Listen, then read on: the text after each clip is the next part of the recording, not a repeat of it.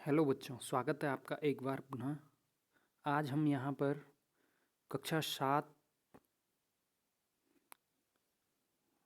की साइंस का जो दूसरा चैप्टर है न्यूट्रिशन इन एनिमल्स, उस पे डिस्कशन करेंगे, उसको पढ़ेंगे।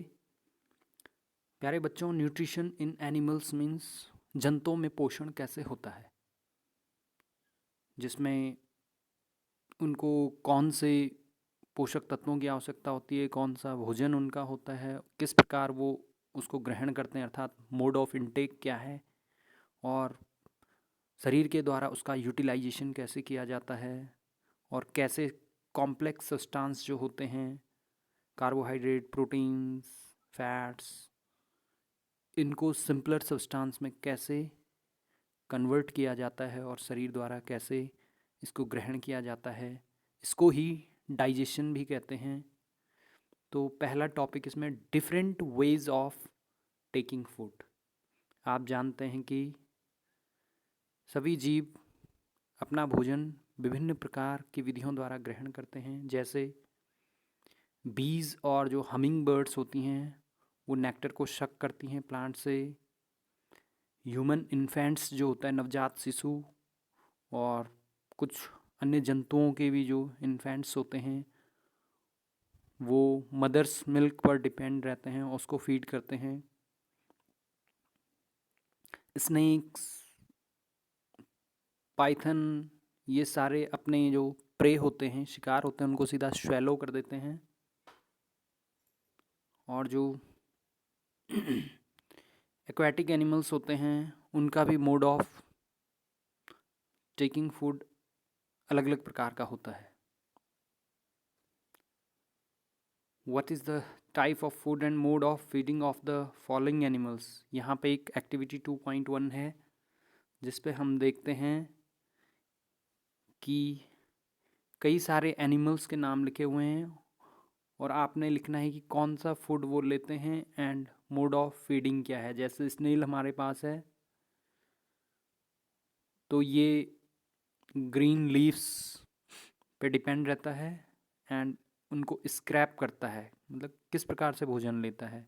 वैसे जैसे मॉस्किटो भी इस लिस्ट में आप देख सकते हैं, ये ज्यूस पे डिपेंड है या ह्यूमन ब्लड पे डिपेंड है और इसको ये सक करता है। तो इस प्रकार आप इसको फिल कर सकते हैं। हमिंग बर्ड नेक्टर सक करती है। लाइस जो होती हैं ये पैरासाइट होती है और हमारी बॉडी में होती है, तो ब्लड लेती हैं और ये भी शक करती हैं। ऐसे ही आप स्नेक होगा तो वो स्वेलो करेगा and you can fill this table. आप इस टेबल को भर सकते हैं। नेक्स्ट टॉपिक हमारे पास है बच्चों डाइजेशन इन ह्यूमंस, कि मनुष्य में किस प्रकार पोषण होता है। उसके लिए पूरा एक डाइजेस्टिव सिस्टम होता है मनुष्य में, पाचन तंत्र जिसे हिंदी में कहा जाता है। इसमें बकल कैविटी, फूड पाइप या oesophagus, stomach, small intestine, large intestine, ending in the rectum जो रेक्टम में जाके समाप्त होती है, और लास्ट में एनस पाया जाता है। इन सभी पार्ट्स को मिलाकर एलिमेंट्री कैनाल या डाइजेस्टिव ट्रैक्ट कहा जाता है। तो यहाँ पे हम इसका डायग्राम देख सकते हैं।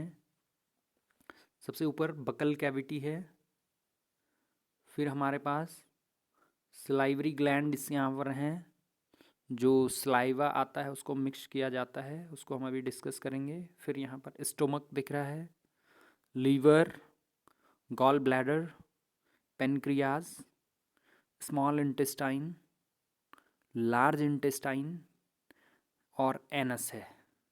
तो इनको हम डिस्कस कर लेते हैं। ये डायग्राम आपको दिख रहा होगा यहाँ पर। सबसे पहले लेते हैं the mouth and buccal cavity, जहाँ से भोजन का प्रारंभ होता है। यहाँ हम भोजन को मुंह में रखते हैं हाथ द्वारा, इसको इंजेशन कहा जाता है। यहाँ पर खाने को दांतों द्वारा चबाया जाता है। और बच्चों, हमारे पास 4 प्रकार के दांत होते हैं। सबसे आगे वाले जो हैं ये कृंतक हैं या इनको इंसाइजर कहा जाता है। उसके बाद दो दो दांत जो दिख रहे हैं आपको ये कैनाइन हैं। फिर प्रीमोलर और मोलर। इस प्रकार हम मनुष्य में 4 प्रकार के दांत पाए जाते हैं, इंसाइजर, कैनाइन, प्रीमोलर और मोलर। बच्चों आप जानते हैं कि जब आप छोटे थे दांत टूटते हैं, उनको मिल्क टीथ कहा जाता है या हिंदी में दूध के दांत कहा जाता है। और उसके बाद जो दांत आते हैं उनको परमानेंट टीथ कहा जाता है। ये जो दांत होते हैं अलग अलग काम करते हैं। कटिंग एंड बाइटिंग टीथ ये इंसाइजर का काम है। पियर्सिंग एंड टीयरिंग टीथ ये कैनाइन होते हैं। और च्यूइंग और ग्राइंड करने के लिए दोनों ही मोलर और प्रीमोलर दांतों का प्रयोग मनुष्य करते हैं। उसके बाद हमारी जो मुंह है उसमें सलाइवा निकलता है। जो सैलिवरी ग्लैंड्स जो होती हैं, लार ग्रंथियां, उनसे लार निकलता है जो भोजन होता है उसको पचाने का काम करता है, डाइजेशन में हेल्प करता है। इसके लिए आपको एक एक्टिविटी भी यहाँ पर दी गई है जिसमें 2 टेस्ट ट्यूब हैं, टेस्ट ट्यूब ए और टेस्ट ट्यूब बी। इसमें से दोनों में आपने वाटर लिया है और एक में आपने दोनों में पका के राइस डाला है, एक में चबा के और एक में बिना चबाए हुए। इसके बाद आप इसमें आयोडीन सॉल्यूशन की ड्रॉप्स डालते हैं और कुछ टाइम तक छोड़ने के बाद देखते हैं कि जो चावल हमने चबा के उसमें डाला था उसमें आयोडीन सॉल्यूशन का कलर ब्लू हो जाता है, जबकि दूसरे में कोई फ़र्क नहीं पड़ता है। ऐसा इसलिए होता है क्योंकि जो हमारी सलाइवा है वो जो शुगर होता है, स्टार्च होता है, स्टार्च एक कॉम्प्लेक्स शुगर है, उसको सिंपल शुगर में तोड़ने शुरू कर देती है या तोड़ती है, जिसके कारण वो सिंपल जो शुगर होते हैं वो आयोडीन टेस्ट देते हैं। जबकि बिना चबाए चावल में ऐसा नहीं होता है क्योंकि वो स्टार्च ही रहता है और स्टार्च आयोडीन टेस्ट नहीं देता है। यहाँ पे बच्चों बहुत इम्पॉर्टेंट बात यह है कि हमारे दांत खराब कैसे होते हैं। तो क्या होता है बच्चों, जब हम खाना खाते हैं, स्पेशली जब हम मीठा कुछ खाते हैं, तो उससे क्या होता है कि यदि खाना हमारे मुंह में रह जाता है तो वहाँ पर बैक्टीरियल ग्रोथ हो जाती है और वो बैक्टीरिया उस खाने को भोजन के रूप में ग्रहण करते हैं और एसिड रिलीज़ करते हैं। और आप जानते हैं कि जो दांत हमारा है वो शरीर का सबसे कठोरतम हिस्सा होता है जिसको इनेमल कहा जाता है, बाह्य हिस्सा दांत का। और जब बैक्टीरिया एसिड प्रोड्यूस करता है तो उस एसिड से वो इनेमल धीरे धीरे धीरे धीरे मेल्ट होने लगता है, रिएक्ट करने लगता है और ख़राब होने लगता है। जब वो ऊपर का कठोरतम हिस्सा ख़राब हो जाता है तो धीरे धीरे बैक्टीरिया दांत के अंदर घुसने लगते हैं और दांत को ख़राब करने लगते हैं, जिससे बहुत दर्द भी होता है। तो इसलिए अगर हमें टूथ डिके से बचना है तो जब भी हम कुछ शुगर सब्सटेंस लें, चॉकलेट, स्वीट्स, कोल्ड ड्रिंक्स, कुछ भी हो, शुगर प्रोडक्ट्स, उसके बाद हमें रिंस कर लेना चाहिए या कूला कर लेना चाहिए या दांतों को साफ़ कर लेना चाहिए। इसके पश्चात हमारी जो टंग होती है वो टेस्ट करने का काम करती है और इसके जो डिफरेंट पार्ट्स होते हैं वो डिफरेंट डिफरेंट टेस्ट दर्शाते हैं। इसके लिए आपके पास ये एक्टिविटी 2.4 भी है जिसमें आप स्वयं इसको कर सकते हैं कि सॉल्टी टेस्ट कहाँ आ रहा है, हमें मीठा कहाँ पे लग रहा है, इस प्रकार का टेस्टिंग कर सकते हैं। इसके बाद हमारे पास नेक्स्ट टॉपिक है बच्चों, दैट इज़ फूड पाइप, और इसको ओइसोफेगस भी कहा जाता है। ये मुंह से लेकर और स्टोमक तक होता है और यहाँ से सिंपली खाना स्टोमक तक पहुँचता है। इसके बाद हमारा स्टोमक है, जो कि एक जे शेप्ड, यहाँ पे आपको दिख रहा होगा, जे शेप का एक थैलेनुमा संरचना होती है, जहाँ मुंह से ओइसोफेगस से होते हुए भोजन पहुंचता है। इसके पश्चात यहाँ पर भोजन का पाचन शुरू हो जाता है। हमारा जो स्टोमक है वो म्यूकस सेक्रेट करता है, हाइड्रोक्लोरिक एसिड सेक्रेट करता है और कुछ डाइजेस्टिव जूसेस सेक्रेट करता है। तो जो म्यूकस होता है वो स्टोमक की लाइनिंग को प्रोटेक्ट करता है एसिड से, क्योंकि हमारा स्टोमक हाइड्रोक्लोरिक एसिड रिलीज़ करता है, जो कि एक खतरनाक एसिड है। तो म्यूकस हमारी दीवारों को, स्टोमक की दीवारों को प्रोटेक्ट करता है, बचाता है HCl के एक्शन से। और HCl जो होता है वो जर्म्स जो आते हैं बाहर से, बैक्टीरियाज जो होते हैं, उनको किल करने का काम भी करता है और एसिडिक मीडियम प्रोवाइड करता है डाइजेस्टिव जूसेस के लिए, जो कि प्रोटीन्स को डाइजेस्ट करने का काम वहाँ पर करती हैं। इसके बाद खाना या जो भोजन होता है वो स्मॉल इंटेस्टाइन में जाता है। और बच्चों, जो स्मॉल इंटेस्टाइन होती है वो हाईली क्वाइल्ड होती है और लगभग 7.5 मीटर 7.5 मीटर्स लंबी होती है। यहाँ पर स्मॉल इंटेस्टाइन जो होती है वो लीवर से जो सेक्रेशन निकलते हैं, पेनक्रियास से जो सेक्रेशन निकलते हैं वो लेती है। जो लीवर होता है वो एक रेडिश ब्राउन ग्लैंड है, जो कि एब्डोमेन के ऊपरी हिस्से में दाईं साइड उपस्थित होती है। यहाँ पे आप देख भी सकते हैं कि हमारा जो लीवर है वो कहाँ पे है। ये यहाँ पे लीवर दिखाई दे रहा है राइट साइड में। ये यहाँ पर बाइल जूस प्रोड्यूस करता है, जिसको गॉल ब्लैडर में स्टोर कर दिया जाता है, जिसको पित्त की थैली भी कहते हैं। यहाँ स्टोर किया जाता है और जब इसकी आवश्यकता होती है तो इसको स्मॉल इंटेस्टाइन, छोटी आंत में रिलीज कर दिया जाता है। तो इसका काम है,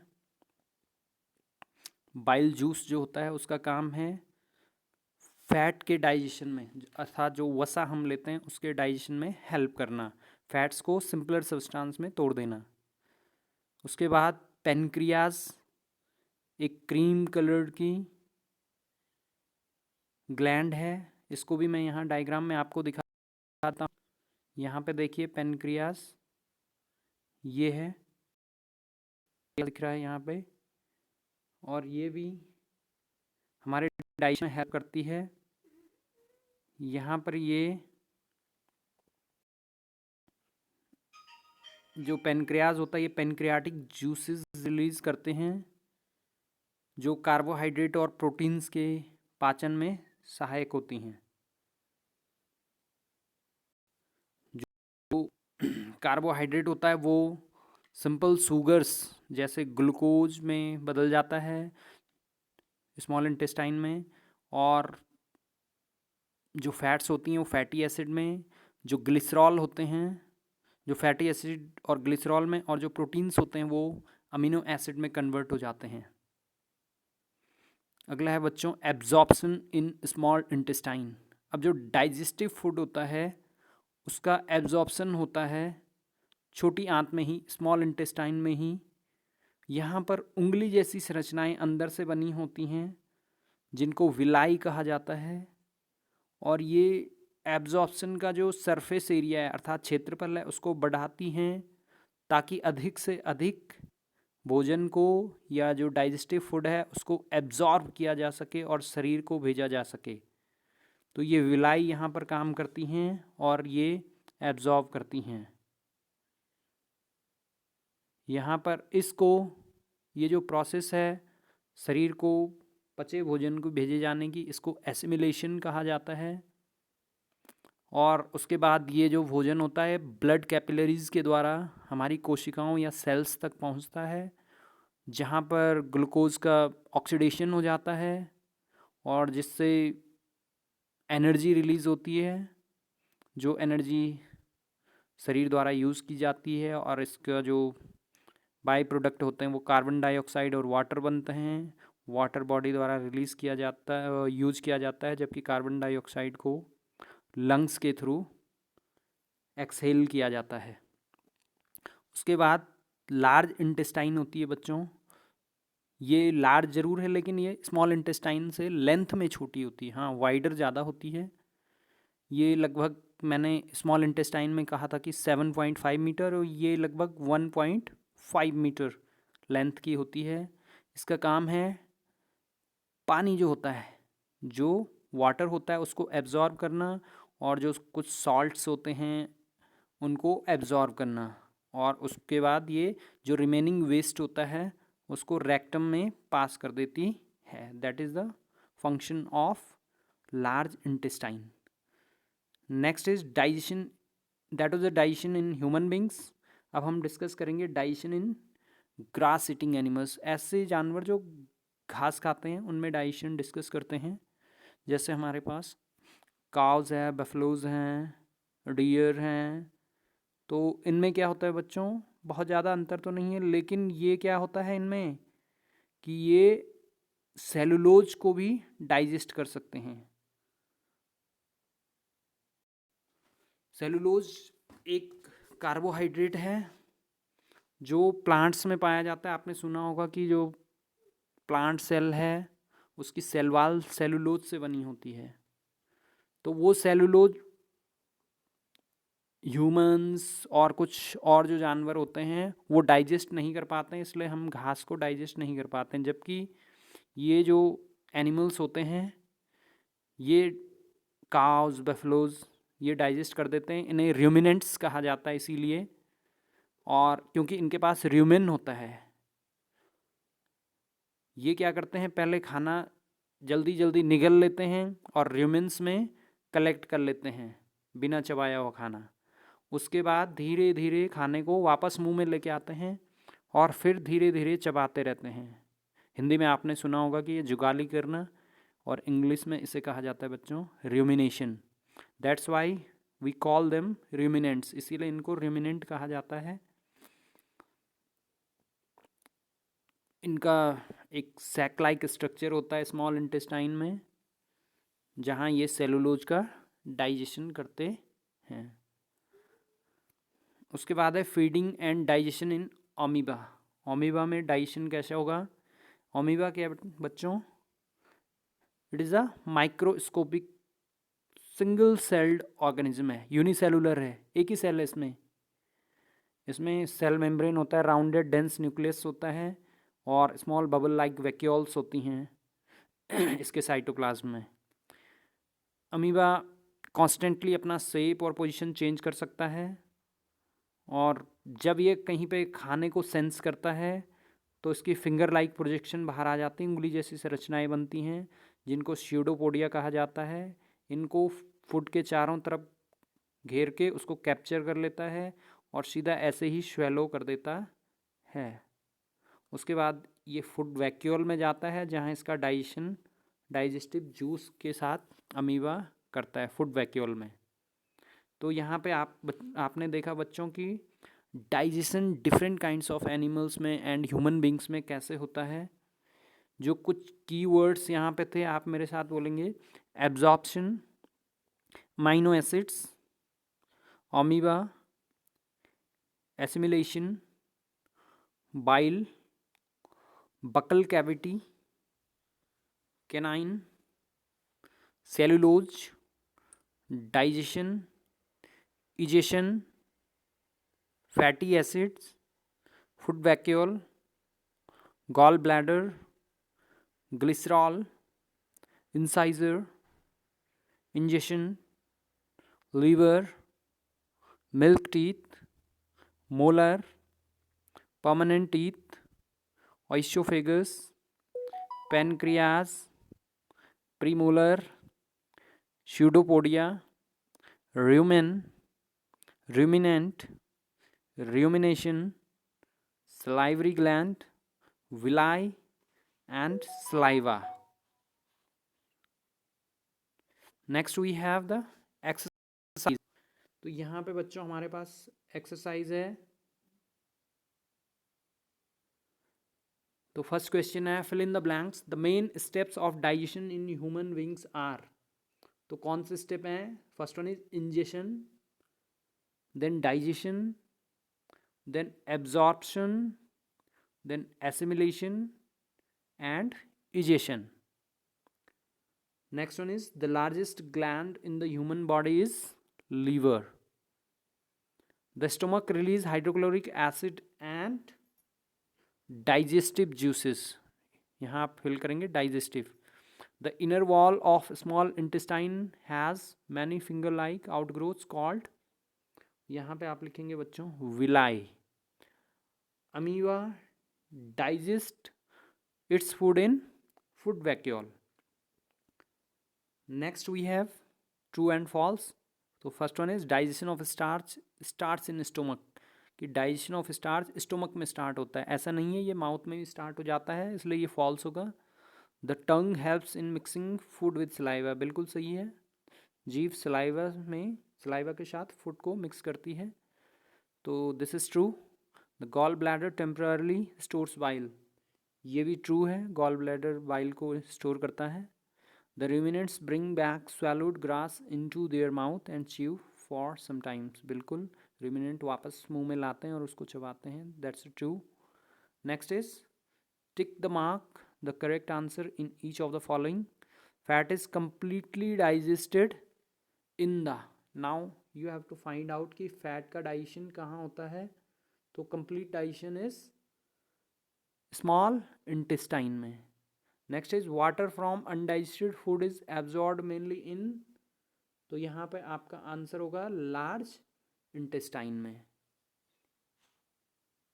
नेक्स्ट है बच्चों कि आपने ये करना है कॉलम ए से कॉलम बी. तो देख लेते हैं. Carbohydrate.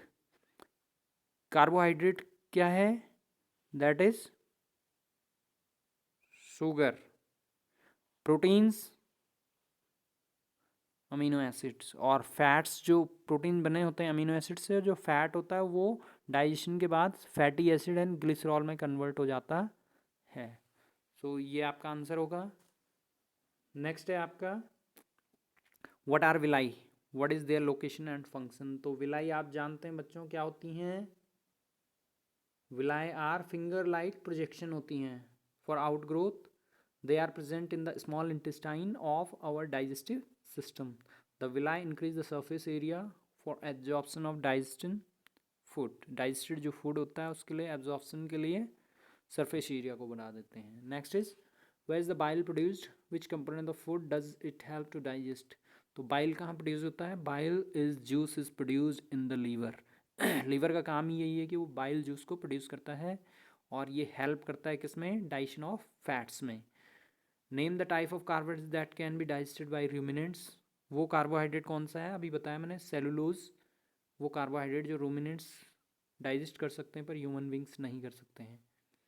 Why do get instant energy from glucose. Glucose से इंस्टेंट एनर्जी क्यों मिलती है? क्योंकि ग्लूकोज क्या है? सिंपल शुगर है और वो इजीली डाइजेस्ट हो जाता है, इजीली एब्जॉर्ब हो जाता है एंड हमें इंस्टेंट एनर्जी प्रोवाइड करता है.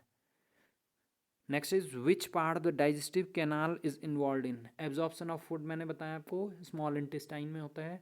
Chewing of food buccal cavity या माउथ में. किलिंग ऑफ बैक्टीरिया स्टोमक में हाइड्रोक्लोरिक एसिड के द्वारा. Complete digestion of food small intestine में. And formation of faeces is in large intestine. Next है आपके पास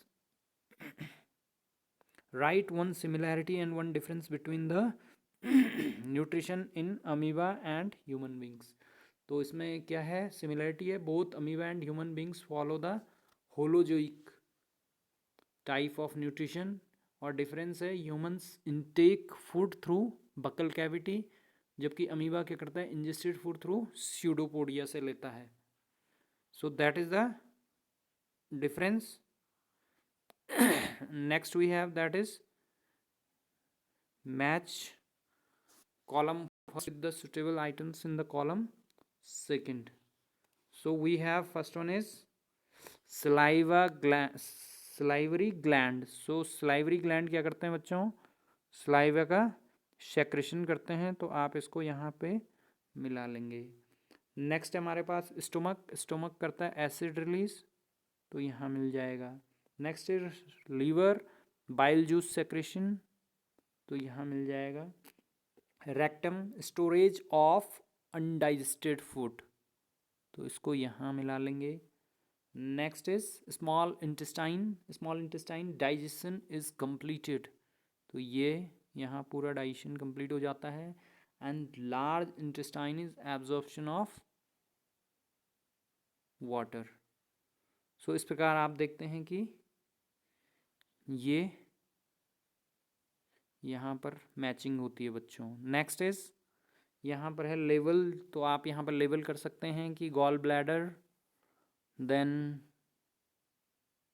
आई will show you, this is gall bladder, then this is stomach, pancreas, small intestine, large intestine, this is rectum.